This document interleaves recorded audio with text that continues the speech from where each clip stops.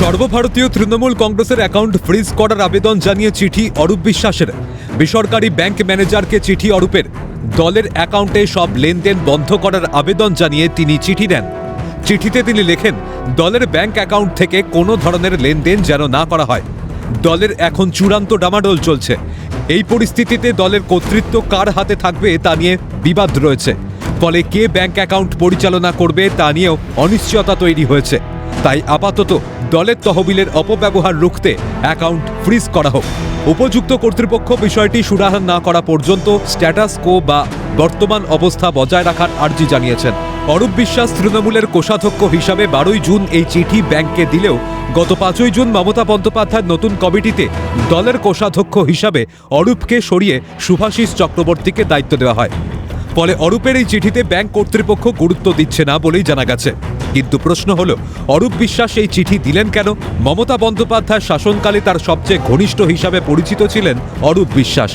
তিনি দলীয় অ্যাকাউন্ট বন্ধের যে চিঠি ব্যাংককে দিয়েছেন তা কি মমতা বন্দ্যোপাধ্যায়কে বাঁচানোর জন্য, নাকি তাকে আরও বিপদে ফেলার জন্য? কারণ সে আর কোষাধ্যক্ষ নেই। জানার পরেও কেন ব্যাংকে কোষাধ্যক্ষ হিসাবে অ্যাকাউন্ট ফ্রিজ করার চিঠি দিলেন তা নিয়ে তৈরি হয়েছে জোর জল্পনা। তবে কি তলায় তলায় বিরোধী শিবিরের দিকে পা বাড়ানোর চেষ্টা করছিলেন অরূপ বিশ্বাস? এই জল্পনাকেই আরও উস্কে দিয়েছেন বিরোধী দলনেতা ঋতব্রত বন্দ্যোপাধ্যায় এবং বিক্ষুব্ধ বিধায়ক সন্দীপন সাহা। দুজনেই আবার পরোক্ষে অরূপ বিশ্বাসের পাশেই দাঁড়িয়েছেন।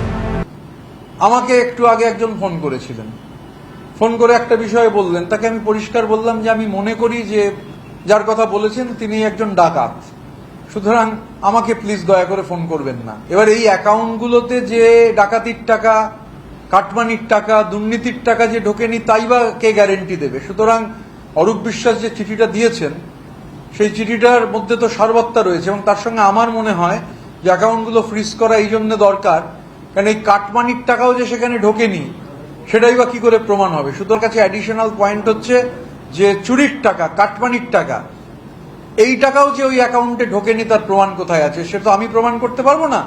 সরকার চাইলে তদন্ত করে তা প্রমাণ করতে পারবেন। অ্যাকাউন্টগুলো ফ্রিজ রাখার যে দাবি অরূপ বিশ্বাস করেছেন, আমিও তাকে সমর্থন জানাচ্ছি। অরূপ বিশ্বাস চিঠি দিয়েছেন, তিনি ট্রেজারার ছিলেন। তিনি মনে করেছেন যে এই চিঠিটা না দিলে হয়তো যে অ্যাকাউন্টটি তৃণমূল কংগ্রেসের রয়েছে সেটাতেও কিছু অনিয়ম হতে পারে, সেটাকে ভেবেই হয়তো তিনি চিঠি দিয়েছেন। রাজ্যে পালাবদলের পরেই মেসি কাণ্ড নিয়ে বিপাকে পড়েন অরূপ বিশ্বাস। 3 বার নোটিশের পর শেষ পর্যন্ত বৃহস্পতিবার বিধাননগর দক্ষিণ থানায় হাজিরাও দেন তিনি। সে কারণে অরূপের এই চিঠিকে নিজেকে বাঁচানোর চেষ্টা হিসাবেই দেখছেন বিজেপি বিধায়ক সজল ঘোষ। হঠাৎ এতদিন বাদে ওর ঘুম ভাঙলো কেন সেটাই আমি জানতে চাইছি। বিদ্রোহীরা আত্মসাৎ করে নেবে না, ও আত্মসাৎ করার স্কোপ পাচ্ছে না বলে ও এটা করছে। বলছি এখন বন্ধ হয়ে গেছে, চিঠি লিখেছে যার জন্য। না, সে তো চিঠি লিখেছে, এখন চিঠি লিখে নিজেকে বাঁচানোর চেষ্টা করছে কিনা সেটাও দেখতে হবে। নির্বাচনী আয় ব্যয়ের হিসাবে গড়বেল থাকার অভিযোগ। মমতা অভিষেকের মঞ্চ তৈরিতে খরচ হয়েছে প্রচুর টাকা। এমনকি দলের কর্মী ও সমর্থকদের সভাস্থলে নিয়ে যাওয়ার জন্য বাস, ট্রেন বা অন্যান্য যানবাহন ভাড়া করতেও খরচ হয়েছে একটা বড় অঙ্কের টাকা। পাশাপাশি ডিজিটাল প্রচার থেকে বিজ্ঞাপনের জন্য লক্ষ লক্ষ টাকা খরচ করেছে তৃণমূল কংগ্রেস। দলের তরফে দেওয়া হিসাবে ব্যাপক গড়বিল রয়েছে বলেই মনে করে আয়কর দপ্তর। 2016 ও 19 সালে তৃণমূলের নির্বাচনী আয়ের ব্যয়ের হিসাবে গড়বিল থাকার কারণে নোটিশ পাঠায় আয়কর দপ্তর। তাকে চ্যালেঞ্জ করে হাইকোর্টে মামলা হয়। নির্বাচনী খরচে অসঙ্গতি থাকার অভিযোগ তুলে সিঙ্গেল বেঞ্চে দেওয়া রক্ষা কবচ প্রত্যাহারের জন্য 15ই জুন কলকাতা হাইকোর্টের দ্বারস্থ হন আয়কর দপ্তরের আধিকারিকরা। সেখানে রক্ষা কবচ দিয়েছিলেন তৎকালীন বিচারপতি নিজামুদ্দিন। অন্যদিকে তৃণমূলের অ্যাকাউন্টে থাকা বিপুল অঙ্কের টাকা নিয়ে প্রশ্ন তুলেছেন বিজেপি বিধায়ক পাপিয়া অধিকারী ও তরুণ জ্যোতি তিওয়ারি। আর এদের 15 বছর বাদে 2000 কোটি টাকা এদের কি করে হলো সে কথা ওদের উত্তর দিতে হবে। আর আত্মসাৎ করার প্রশ্ন, শোনো, এরা তো লুঠেরা। আমরা কিছু ডাকাতদের কথা শুনেছি, রবিন হুড কিংবা রঘু ডাকাত, তাদের একটা ইন্টিগ্রিটি ছিল। এরা তো লুঠেরা, এদের তো কোনো ইন্টিগ্রিটি নেই। যা পাই হাউ মাউ খাও, এনি হাউ মানি খাও। আমার তো মনে হয় তৃণমূলের ফান্ড ভাগ করে মানুষের কাছে দিয়ে দেওয়া উচিত। মানুষের টাকা চুরি করে যে ফান্ড তৈরি হয়েছে সে ফান্ড জনগণের কাজে লাগা উচিত, মানুষের কাছে চলে যাওয়া উচিত। অরূপ বিশ্বাস যে কোনো প্রকারে এই মুহূর্তে আইনি ফাঁস থেকে যে বাঁচতে চাইছেন তা পরিষ্কার।